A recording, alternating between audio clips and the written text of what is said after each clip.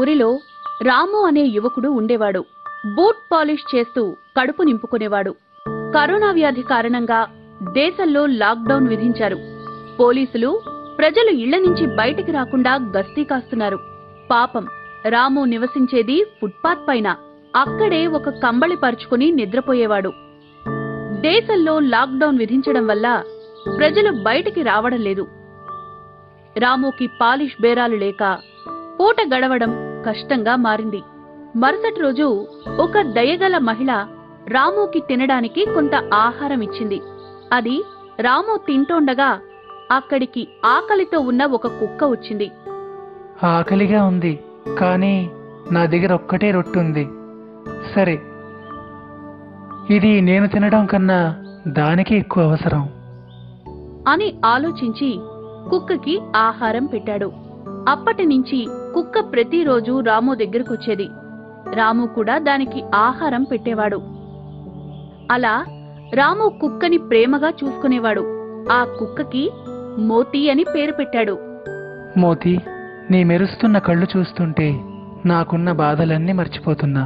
ఈ లోకంలో నువ్వే నా నిజమైన మిత్రుడివి. అలా రోజు రాముతో పాటే మోతీ కూడా ఆహారాన్ని తింటూ అక్కడే ఉంది. రాముకి మోతీకి ఆహారం ఇవ్వడం కష్టంగా ఉండేది. దానికి రాము ఇంటింటికి వెళ్ళి బూట్ పాలిష్ చేస్తే. మరుసటి రోజు ఒక ఇంటికి వెళ్లి తలుపు తట్టాడు. మేడం, బూట్ పాలిష్ చేసే పనిప్పించండి, చాలా కష్టంలో ఉన్నాను. బయటికి వెళ్లే పనే లేదు, బూట్ పాలిష్ అవసరమే లేదు. పాలిష్ చేసి ఆ బూట్లకి పూజ చెయ్యాలా ఏంటి? పాలిష్ అవసరం లేకపోతే ఈ కుక్క కోసం 2 రొట్టెలైనా ఇవ్వండి అమ్మా. లేదు లేదు, ఇవాళిస్తే రేపు మళ్ళీ ఇక్కడికొస్తారు. 1, 2, 3 అంటూ అన్ని కుక్కల్ని తీసుకొస్తావు. ఇక్కడే డేరా వేసుకుని ఉంటావు. ఇదే పని చేస్తావు. ఏం లేదు, వెళ్ళు వెళ్ళు అని లోపలికి వెళ్లి తలుపు వేసుకుంది. రాము ఎంతో కొంత ఆహారం సంపాదించి మోతీకి పెట్టేవాడు. ఇద్దరూ రోడ్డు పక్కన నిద్రపోయేవారు. ఆ పరిసరాల్లోకి ఎవరన్నా వస్తే మోతీ మురిగేది. ఈ విషయమై ఆ వ్యక్తులు ఆ వీధి పెద్దకి ఫిర్యాదు చేశారు. సార్, ఆ బూట్ పాలిష్ వాడి కుక్క కనిపించిన వాళ్ళందరిపైన మురుగుతుంది. దిక్కుమాలిన కుక్క.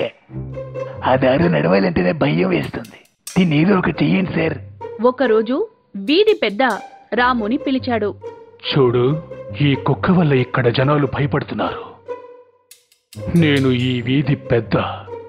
నన్ను కలవడానికి చాలా పెద్ద పెద్ద వాళ్ళంతా వస్తూ ఉంటారు. ఈ ఊర కుక్క వల్ల వాళ్ళ మర్యాదకి భంగం కలుగుతుంది. నా మాట విని ఈ కుక్కని ఎక్కడికైనా తీసుకెళ్లి వదిలేయి. కాని రాము మోతీని వదిలిపెట్టలేదు. మోతీతో పాటు ఇతర జంతువులు కూడా ఆహారం కోసం రాము దగ్గరికి రావడం మొదలుపెట్టాయి. ఈ విషయం వెంటనే పోలీసులకి చెప్పాలి. ఇలా ఊర్లో ఉన్న జంతువులన్నీ వచ్చేస్తే ఈ వీధి గందరగోళం అవుతుంది. అప్పటినుంచి వీధి జనం జంతువులు తమ ఇంటి ముందుకొస్తే తలుపులు వేసుకునేవారు. అప్పట్నుంచి ఆ వీధిలోకొచ్చిన ఏ జంతువుల్ని చూసినా ఆ వీధి జనం కొట్టడానికొచ్చేవారు.